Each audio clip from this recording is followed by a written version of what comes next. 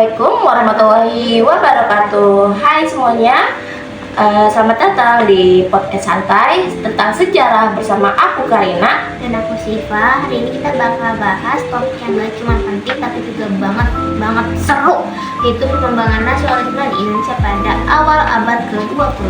Nah betul, biasanya kalau kita dengar kata nasionalisme yang kebayang itu perjuangan kemerdekaan kan. Terus juga perang, darah, segala macam.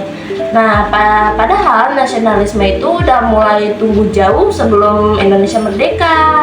Benar banget, di awal 1900-an itu mulai banyak koordinasi yang lahir dan jadi cikal bakal gerakan nasional. Salah satu penyebabnya itu karena Belanda mulai ngasih akses pendidikan ke rakyat pribumi lewat yang namanya itu politik.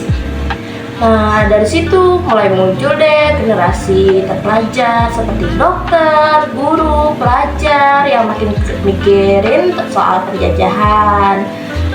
Nah, terus juga organisasi pertama yang muncul waktu itu adalah Budi Utomo pada tahun 1908. Budi Utomo itu tuh bisa dibilang pelopor gerakan nasional, walaupun fokusnya awalnya cuma ke budaya dan pendidikan buat orang Jawa, tapi mereka bikin masyarakat sadar pentingnya persatuan dan kemajuan. Habis itu makin banyak juga nih organisasi lain yang muncul atau berdiri. Contohnya itu seperti Syarikat Islam lahir tahun 1912.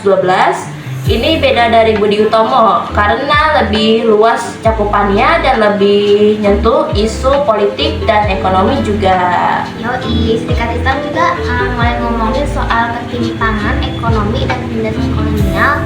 Dan yang keren, mereka bisa narik banyak simpati dari kalangan pedagang sama rakyat biasa.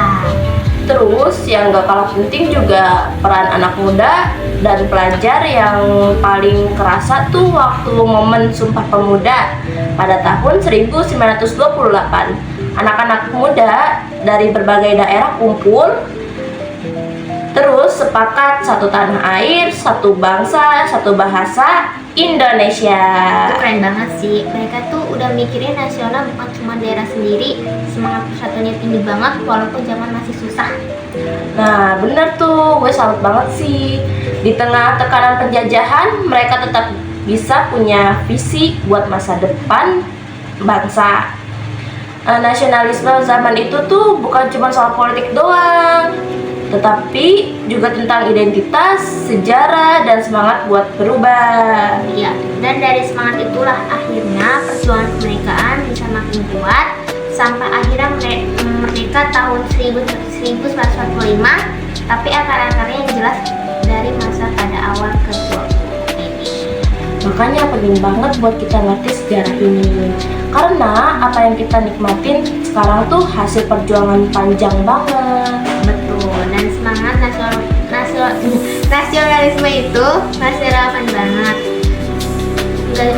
Nggak melulu soal upacara atau hafal lagu nasional, tapi lebih ke gimana kita bisa berkontribusi buat bangsa. Oh iya, dan sebelum kita tutup nih, gua mau ngasih sedikit pendapat soal nasionalisme di zaman dahulu ini. Boleh banget sih, apa tuh menurut lo? Menurut gua, masa itu tuh keren banget ya, karena itu pertama kalinya rakyat Indonesia mulai mikir, kita bisa kok bersatu jadi satu bangsa. Dulu perlawanan tuh lokal-lokal banget, tapi begitu muncul Budi Utomo, Syarikat Islam, terus Sumpah Pemuda tuh mulai kelihatan banget. Kita bakal bisa mikir lebih luas, bukan cuma soal suku atau kota asal, tapi tentang Indonesia. Setuju sih, dan yang gue suka mereka nggak langsung angkat senjata, tapi perjuangannya lewat cara damai seperti lewat tulisan, diskusi, pendidikan, dan organisasi. Keren banget sih menurut gue. Yap, nasionalisme itu nggak harus selalu teriak merdeka, aku bawa bendera doang, tapi juga bisa kita peduli, mau belajar dan mau berkontribusi buat lingkungan dan bangsa. Wah, itu keren banget sih, reminder banget buat kita semua, terutama generasi muda. Nasionalisme itu bukan soal gaya, tapi soal aksi dan semangat. Setuju, jadi jangan cuma bangga jadi orang Indonesia, tapi juga lakuin sesuatu buat Indonesia. Kecil pun gak masalah asal benar-benar niat. Oke deh, segitu dulu obrolan kita hari ini. Semoga kalian jadi makin paham soal sejarah nasionalisme Indonesia ya. Sampai jumpa di episode berikutnya. Dadah.